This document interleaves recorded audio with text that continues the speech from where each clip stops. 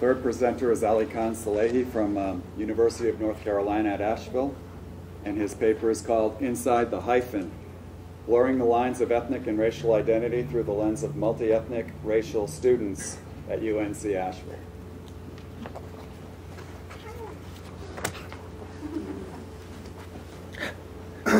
Well, thank you. You guys heard the title of my paper. I'd like to thank all of you for coming. I'd also like to thank my friends who are here from UNC Asheville. And I definitely really want to thank Dr. Heidi Kelly, who's my advisor and mentor, who's really helped me guide me through this project. Can you hear me? Yeah? Cool. Okay. Okay, so first, a little bit of myself, because I really shape, who I am really shapes this project. I'm from Washington, D.C., born and raised. My mother's from Managua, Nicaragua. My father's from Tehran, Iran. And they both migrated here in the early 1960s. A little fun fact about me, between my parents and myself, we represent all the nations of the Iran-Contra affair. So yeah, so that's who I am. My thesis for the paper is persons with hyphenated identities can problematize the essentialist construction of race and ethnicity that exists in the U.S. today, by acting as midway points between multiple identities, multi-ethnic, multiracial persons can assist society in seeing race and ethnicity as fluid, and thereby challenging rigid ideas of culture. My participants are 8 first-generation multi-ethnic, multiracial students, or half-generation immigrant students at UNC Asheville. By half generation, I mean students who immigrated here at a very young age. My anthropological methods and values, I use ethnography, which you all are all familiar with, and participative observation. I think it's important to feature individuals' narratives, and that's what I'll be doing here today. I lifted this sentence from my paper. It's my thought on subjectivity. Subjectivity is not the curse of academia, rather the denial of its existences. The reality of race. So in 1998, the AAA came out with a statement that essentially said that race is less a biological construct and more of a social construct. And how this often gets interpreted in other people's minds is that race doesn't exist, and that couldn't be further from the truth. So race does exist, it's a social construct, and that we shouldn't diminish the fact that it exists because it's a social construct. So to show that, I want to show you the experience of race, and with that I'll give you my first participant. Her name is Grace. She's a 21-year-old international studies major at UNCA.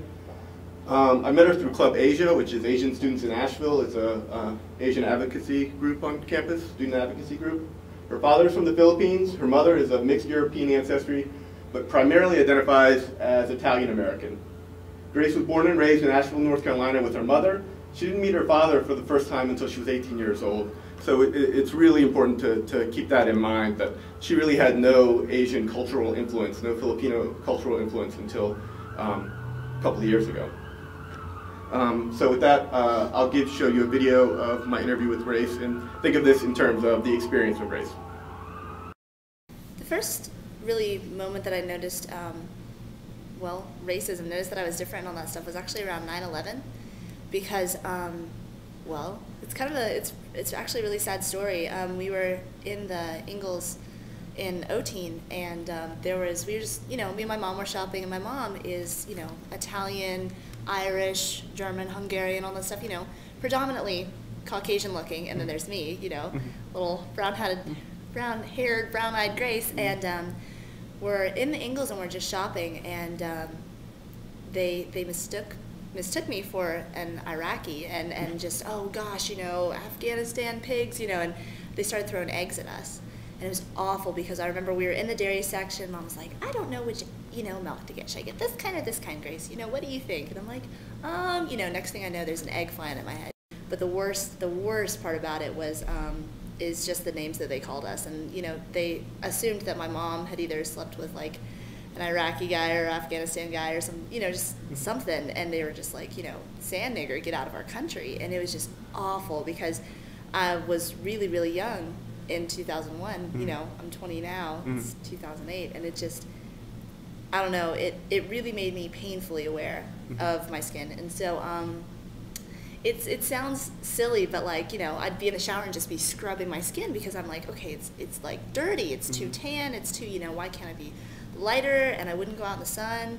And it was just, it made me really aware of, you know, obviously the ignorance of men, but also just how different I was in the area of Swannanoa, Black Mountain, Oteen, and how predominantly white that area was. So fitting into that mold was kind of, I came there a lot, and then eventually they were like, hey, do you want a job? Do you want a job? You know, and I was like, well, you know, sure, that's fine, you know.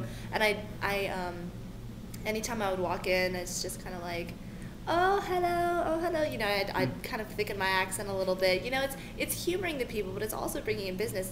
It's what they want, but I'd slip up all the time. Hey, guys, you want, like, a booster seat or whatever? I mean, and then just be like, what? This is so insulting, you know? And a lot of the time it's really, they're kind of, I mean, Yoshida Japanese Steakhouse is very much selling the image.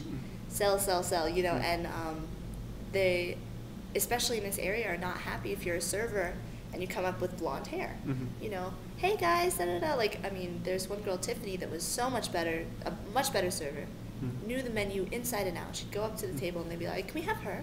They'd point me out. I'm like, no, I'm still training, you know, but they'd want me because so they could have the full experience. And I'm like, oh, hello, my name's Grace. Drinks, you want drinks? You know, it was demeaning, yes, but it was more, if you don't laugh, you're going to cry. You know, it's just kind of one of those, oh, this is ridiculous, but whatever.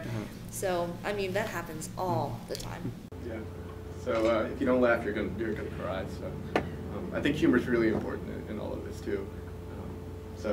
Okay. So with that, I'm going to go on to talking a little bit about individual perspectives and how we can all view the same object in a very different light. So I think it's important that when we speak for someone, we have to understand that I can't speak for every mixed race, mixed ethnic person in the world. I can't speak for every Latino or Middle Eastern person.